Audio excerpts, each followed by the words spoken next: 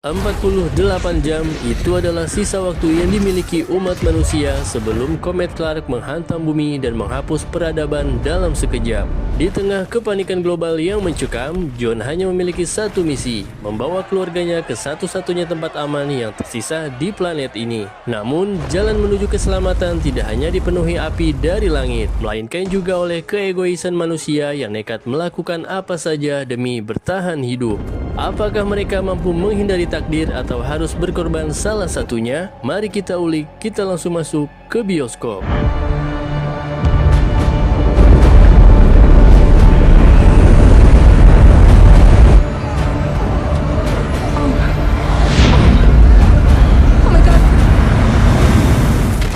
John bukanlah pria yang terbiasa dengan basa-basi. Sebagai seorang insinyur struktural, dunianya adalah tentang perhitungan beban, ketahanan material, dan memastikan bahwa sebuah bangunan pencakar langit dapat berdiri tegak melawan angin dan gempa. Hidupnya bersama sang istri Allison dan anak mereka Nathan yang mengidap diabetes berjalan teratur hingga berita tentang komet Clark mulai mendominasi siaran televisi. Para ilmuwan di televisi berkata dengan tenang bahwa komet itu akan hancur di atmosfer.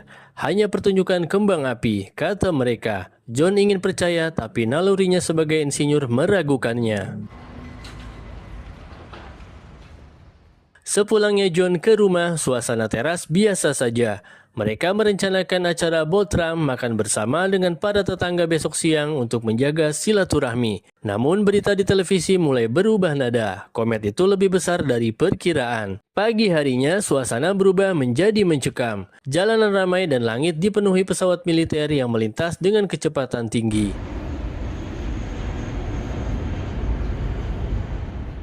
John ditemani Nathan yang ingin jajan pergi ke swalayan untuk membeli bahan makanan. Saat sedang memilih barang, ponsel John bergetar hebat. Sebuah peringatan darurat dari presiden muncul di layarnya. Tak lama, panggilan dari Departemen Keamanan Negara menginstruksikan John dan keluarganya untuk segera direlokasi ke tempat perlindungan darurat. John terpilih karena profesinya yang krusial.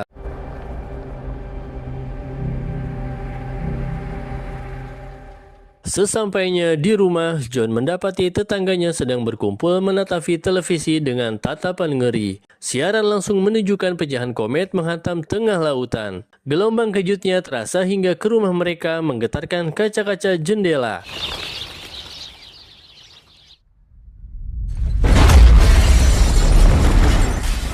John menceritakan peringatan presiden kepada Allison. Tak lama, televisi menyiarkan peringatan resmi lagi. Keluarga John harus segera menuju pangkalan udara militer terdekat untuk barcode khusus yang dikirim ke ponsel. Kepanikan melanda, Nathan mulai panik, dan barang paling krusial yang harus dibawa adalah insulin. Saat mereka bergegas meninggalkan rumah, tetangga yang iri mencoba mencegat mereka, menuntut alasan kenapa hanya keluarga John yang terpilih. John tidak punya banyak waktu untuk berdebat, ia menerobos kerumunan dan memacu mobil menuju lapangan udara.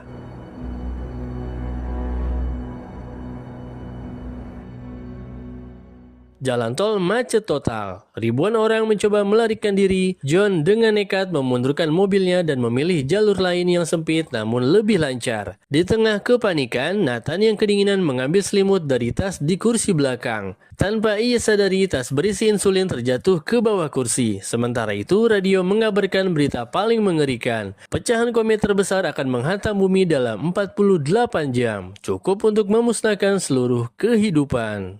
People were selected? What if there's not enough room for everybody? Setibanya di dekat lapangan udara militer, lalu lintas benar-benar mati. John dan keluarganya terpaksa turun dan berjalan kaki sejauh beberapa kilometer. Di gerbang masuk, ribuan orang berkerumun, putus asa ingin masuk. Dengan susah payah, John berdesak-desakan hingga berhasil menunjukkan barcode di ponselnya kepada petugas.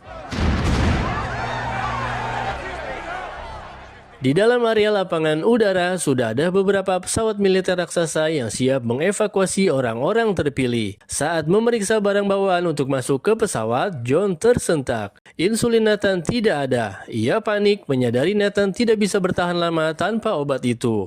John bergegas menemui tentara menanyakan berapa lama lagi pesawat akan terbang. Paling lama 20 menit, jawab tentara itu. John berlari kembali ke mobilnya di luar untuk mengambil insulin, meninggalkan Allison dan Nathan di antrian.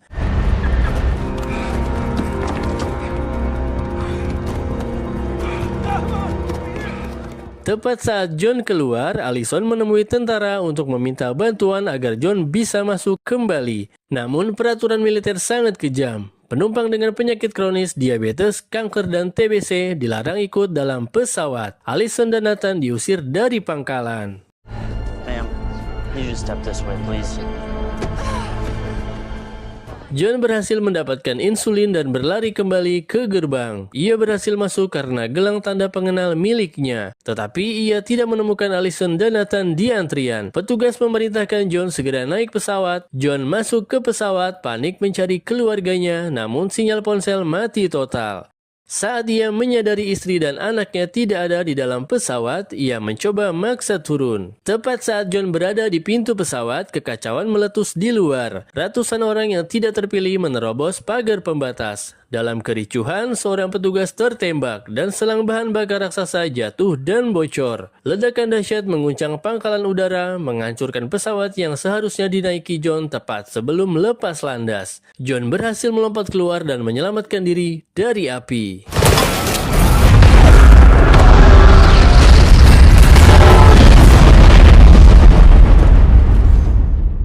John selamat, namun ia hancur. Ia kembali ke pangkalan dan menemukan pesan yang ditulis Allison di kaca mobil mereka. Ia dan Nathan pergi ke utara menuju rumah ayah John.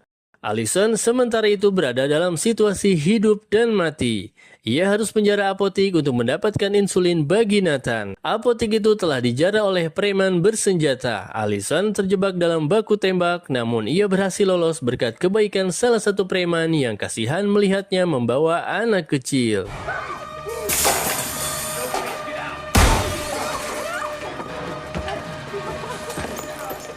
Allison dan Nathan kemudian menumpang mobil pasangan suami istri yang baik hati. Namun kebaikan itu sirna ketika pasangan tersebut menyadari bahwa Allison memiliki gelang tanda pengenal.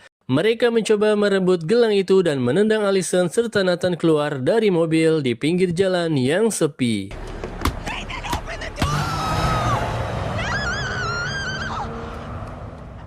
John yang kini berjalan kaki menumpang truk bersama rombongan lain yang menuju Kanada.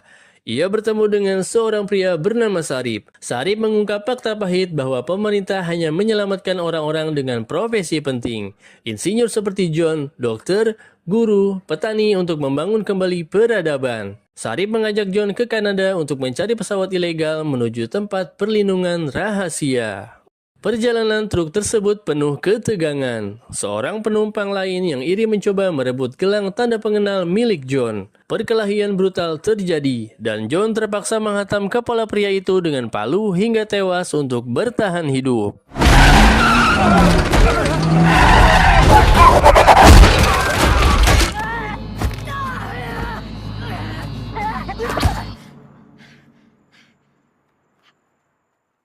Allison setelah perjuangan panjang berhasil menemukan Nathan kembali. Mereka mendapatkan pertolongan medis dari tentara yang baik hati yang menyuntikkan insulin dan memberikan tumpangan bus militer menuju utara.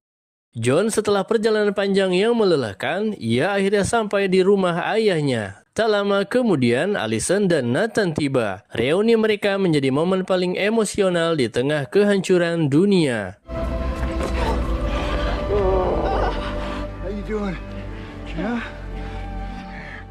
Ayah John menolak ikut. Ia memutuskan untuk tetap di rumahnya dan pasrah pada takdir. John, Allison, dan Nathan segera berangkat ke Kanada untuk mengikuti rencana Sarip. Dalam perjalanan, mereka harus bertahan hidup dari hujan pecahan komet kecil yang menghantam permukaan bumi, membuat langit terbakar dan bumi bergoncang dahsyat.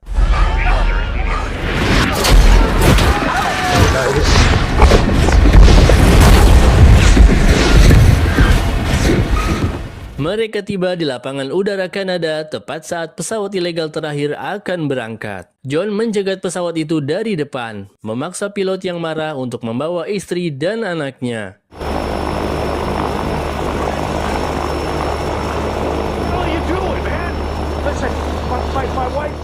Penerbangan menuju Greenland adalah puncaknya. Gelombang elektromagnetik akibat komet mematikan mesin pesawat. Pilot berusaha keras mendarat darurat di Greenland dalam kondisi pesawat mati total.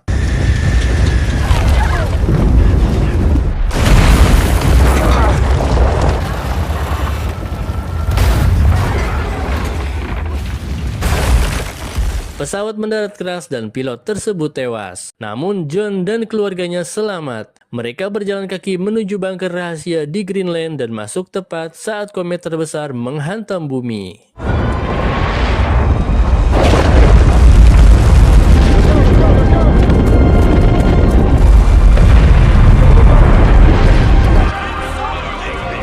Impact shockwave will reach us in 1 minute 20.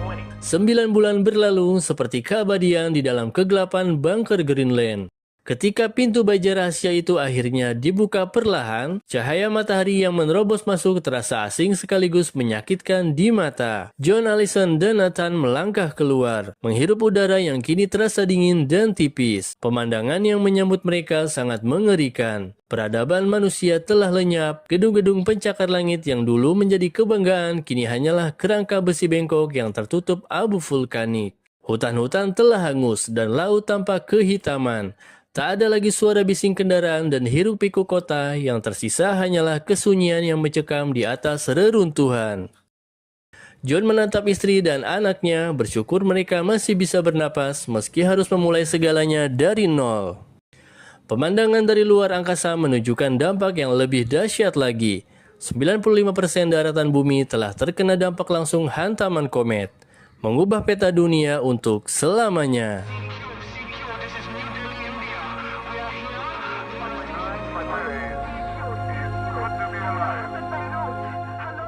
Terima kasih sudah menonton. Jangan lupa klik like, komen, dan subscribe serta di-share kepada tetangga terdekat. Sampai jumpa di video selanjutnya.